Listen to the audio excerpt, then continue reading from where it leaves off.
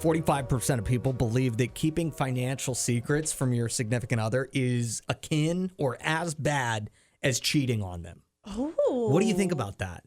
Gosh, I have such mixed emotions about it because growing up, like I was always told to kind of keep your money separate. Oh, really? Yeah. So it's like, but I also don't know that separate means secret. Oh, I see what you're saying. 40% of people say they have kept a financial secret from their significant other. Do you think that that's an okay thing to do in a relationship or not so much? 601-995-1017. Or would you like to admit to keeping a financial secret from a significant other? Would love to talk to you if that's your story. I have a bit of a hot take on this. I would love to hear it. I think, and I'm trying to be careful with how I say this. I can tell. You're really having to think this one through. But I think that if both people in a relationship are working, doesn't matter who makes more money, but as long as they're both working and contributing, I think maybe taking a little money and setting it aside is like a just in case something goes south, something goes crazy that I never would have expected, like he cheats on me or whatever the case may be.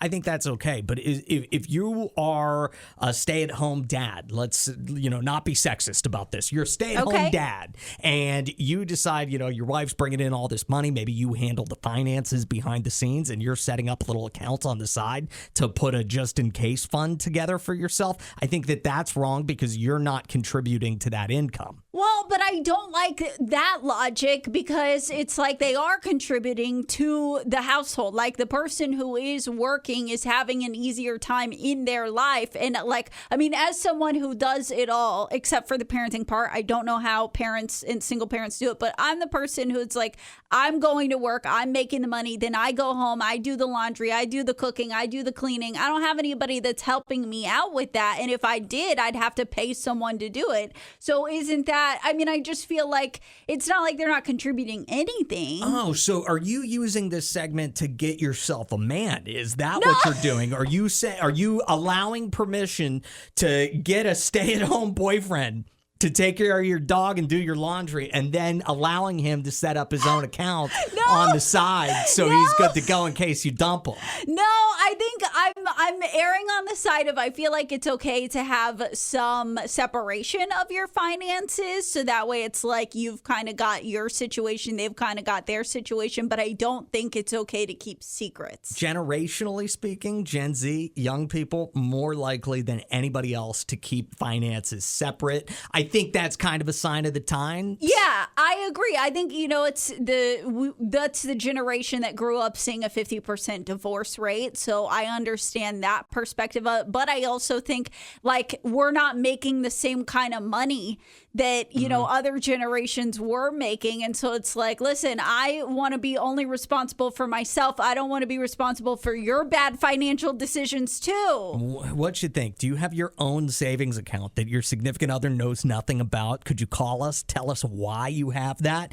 Do you think they would be mad if they found out? The conversation that I just had off the air on the phone started out like this. What's your name? And she said, let's go with Simone. Yeah. So I said, hold on just a second. We got to talk to you on the air because anonymous names are the best. So we're going with Simone. Simone, what do you think about keeping a secret savings account from a significant other? 45% say that's pretty much just as bad as cheating on that person. What do you think, Simone?